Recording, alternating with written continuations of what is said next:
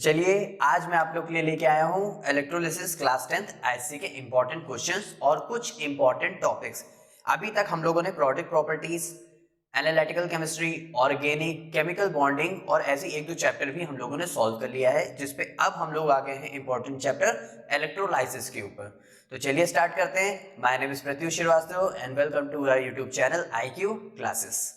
चलिए स्टार्ट करते हैं। हम लोग को क्या पढ़ना है? इलेक्ट्रोलाइसिस। हम लोग उन्हीं टॉपिक को डील करेंगे जो सबसे ज्यादा पूछे जाते हैं। तो चलिए गाइस हम लोग स्टार्ट करते हैं। इलेक्ट्रोलिसिस।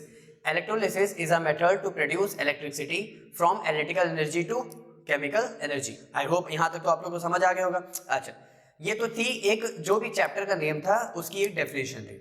हम लोग का जो क्वेश्चन पूछता है वो कहां से पूछता है? हम लोग से अच्छा क्वेश्चन पूछ लेता है कभी कभी कि बताइए स्ट्रॉन्ग इलेक्ट्रोलाइट क्या होता है। स्ट्रॉन्ग इलेक्ट्रोलाइट होता है वो इलेक्ट्रोलाइट जो कंप्लीटली अपने आयंस को लूज कर दे। क्या कर दे? कंप्लीटली अपने आयंस को लूज कर दे। अच्छा, वीक इलेक्ट्रोलाइट क्या होता है? देखिए, वीक इलेक्ट्रोलाइट हमारे पास एक मॉलिक्यूल होता है जो कि अपने आयंस को इतने अच्छे से लूज नहीं कर पाता है, या फिर क्या कहते हैं पूरी तरह से लूज नहीं कर पाता है। अच्छा, स्ट्रॉन्ग इलेक्ट्रोलाइट हो गया, वीक इलेक्ट्रोलाइट हो गया। अब बात करते हैं एक बार नॉन इलेक्ट्रोलाइट की। तो नॉन इलेक्ट्रोलाइट वो इलेक्ट्रोलाइट होते हैं, मैं लिख दे रहा हूं यहाँ पे, नॉन इलेक्ट्रोलाइट। नॉन इलेक्ट्रोलाइट वो इलेक्ट्रोलाइट होते हैं जो अपने आयंस को लूज करते ही नहीं है, जो अपने आयंस को लूज करते ही नहीं है। अच्छा, स्ट्रॉन्ग इलेक्ट्रोलाइट के example strong acid, strong base and salts, सबसे बेस्ट एग्जांपल। वीक इलेक्ट्रोलाइट के जो भी हमारे पास ऑर्गेनिक एसिड्स होते हैं वो हमारे होते हैं वीक इलेक्ट्रोलाइट। कौन से इलेक्ट्रोलाइट? Weak electrolyte. अच्छा, वीक बेस भी पहचान लेते हैं। वीक बेस जैसे हमारा अमोनियम हाइड्रोक्साइड सबसे वीक बेस। चलिए आगे बढ़ते हैं। तो ये कुछ चीजें हैं जो आप लोग को एकदम माइंड में रखनी ही रखनी है, क्योंकि जब हम इंपॉर्टेंट क्वेश्चंस को करेंगे अभी आगे तो उसमें भी कहीं ना कहीं शायद पूछेगा जरूर। अच्छा, अब बात करते हैं इलेक्ट्रोकेमिकल सेल। जो इलेक्ट्रोलिसिस की डेफिनेशन थी वही यहाँ पे भी है। अच्छा, हम लोग को एक पॉइंट अब मेन देखना है, वो है हमारा anode and the second one is cathode. In the place of anode the oxidation take place. Anode पे क्या होता है? ऑक्सीडेशन होता है। अगर एनोड पे क्या हो रहा है? ऑक्सीडेशन। ऑक्सीडेशन का मतलब हो गया, जैसे देखिए मैंने यहाँ पे दिखाया हुआ भी है कि ऑक्सीडेशन में क्या होता है? Loss of electron. ऑक्सीडेशन में क्या होता है? Loss of electron. रिडक्शन में फिर क्या होगा? इसका just opposite, gain of electron. अच्छा, यहाँ पे अगर इलेक्ट्रॉन का लॉस हो रहा है तो लॉस करेगा तो मेटल बनेगा, मेटल यानी पॉजिटिव चार्ज। रिडक्शन है, एक इलेक्ट्रॉन को गेन कर लेगा तो उस पे आ जाएगा एक नेगेटिव चार्ज यानी एनायन फॉर्म करेगा। अच्छा, तो यहाँ पे वही चीज बताया है, अगर किसी चीज पे पॉजिटिव चार्ज है तो उस पे माइग्रेट कौन करेगा? Negative charge. अगर किसी चीज पे पॉजिटिव चार्ज है तो उसके पास कौन अट्रैक्ट होगा? Negative charge. और आप लोग तो जानते ही हैं प्लस माइनस को मिलाना। अगर किसी चीज पे नेगेटिव चार्ज है तो उस पे कौन माइग्रेट करेगा? Positive charge. हम लोग इसको डायग्राम के थ्रू एक बार समझ लेते हैं। जैसे ये मेरा डायग्राम है, एक प्लेट है मेरी मेटल की प्लेट है एनोड की, एक मेटल प्लेट है मेरी कैथोड की। इसमें मैंने पानी और सॉल्ट यानी वाटर और सॉल्ट मिक्स किया हुआ है, उसका क्या बनाया हुआ है? इलेक्ट्रोलाइट। अच्छा, इलेक्ट्रोकेमिकल सेल का मेरे पास एक एग्जांपल है डैनियल सेल और दूसरा एग्जांपल है हमारा वोल्टाइक सेल। कौन सा example? Daniell cell and the voltaic cell. अब मैं इसको समझा देता हूं। जैसे मान लीजिए मेरे पास है वाटर H2O, इसीलिए हम लोग वाटर को डाइलेक्ट्रिक कांस्टेंट बोलते हैं, क्योंकि ये अपने आयंस को कंप्लीटली लूज कर लेता है। कैसे? खुद ही लूज कर लेता है, H+ और OH- के फॉर्म में। अब मैं बात करूं NaCl भी तो उसमें पड़ा हुआ है, तो सॉल्ट भी वो भी अपने आप को ब्रेक करेगा Na+ और Cl- में। अच्छा, अब यहाँ पे देखिए, अब क्या है? एनोड पे क्या है? पॉजिटिव चार्ज, कैथोड पे क्या है? Negative charge. तो एनोड के पास कौन माइग्रेट करेगा? नेगेटिव चार्ज वाला। लेकिन यहाँ पे मेरे पास दो नेगेटिव चार्ज है, तो कौन सा माइग्रेट करेगा? वो माइग्रेट करेगा जिसकी इलेक्ट्रोकेमिकल सीरीज जो है, उसकी रिएक्टिविटी सीरीज जो है ज्यादा है। तो यहाँ पे Cl- की इसकी सीरीज ज्यादा होती है, और H+ और Na+ की अगर मैं बात करूं तो इसमें से Na+ का कम होता है, H+ का ज्यादा होता है। तो ये चीज हम लोग जानते हैं किससे? रिएक्टिविटी सीरीज के थ्रू। अच्छा, मैं यहाँ पे लिख देता हूं जो आप लोग को सबसे ज्यादा जानने की जरूरत है। मैं यहाँ पे एक हेडिंग डाल के लिख देता हूं, रिएक्टिविटी सीरीज।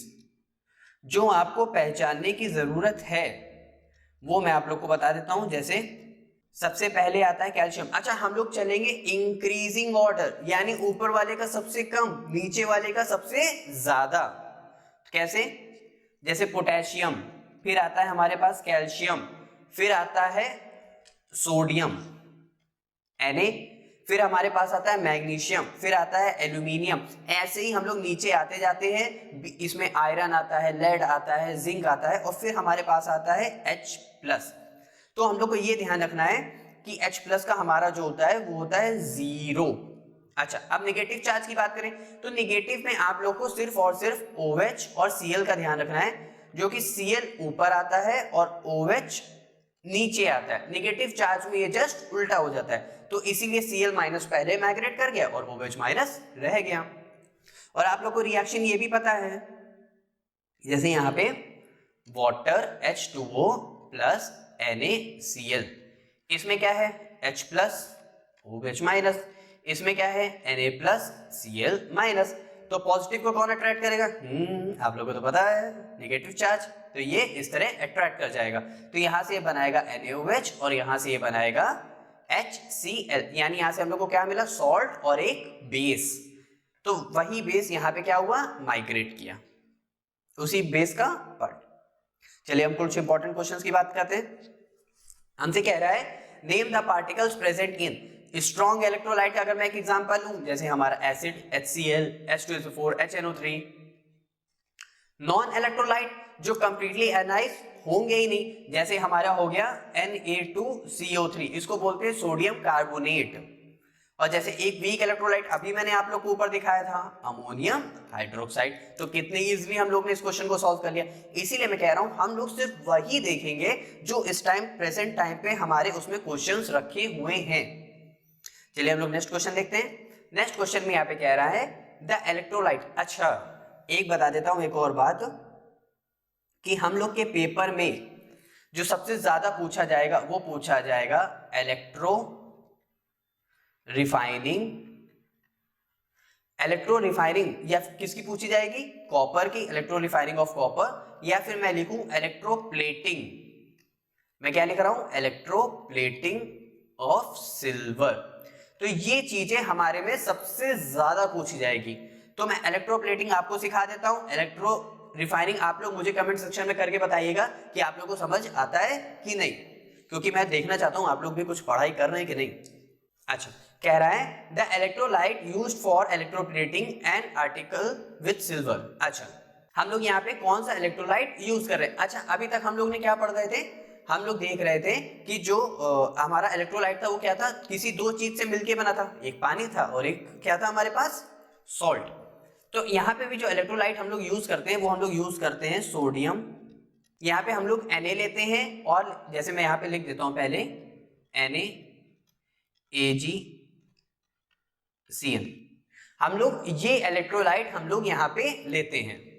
सभी को अच्छे समझ आए? चलिए हम लोग आगे देखते हैं। अब अच्छा, एक पल में थोड़ा सा सिखा भी देता हूं कि इलेक्ट्रोप्लेटिंग हम लोग करते कैसे हैं। जैसे Ag है, आप लोग को क्या करना है? सिर्फ Ag आप लोग को पता है मेटल होता है, तो सिर्फ एक बार इसको इलेक्ट्रॉन गेन कराना है और लूज कराना है। जैसे इसने इलेक्ट्रॉन को गेन किया, Ag+ था, इसने इलेक्ट्रॉन को गेन किया तो क्या बन जाएगा? Ag। Ag कभी भी नॉन मेटल तो हो नहीं सकता।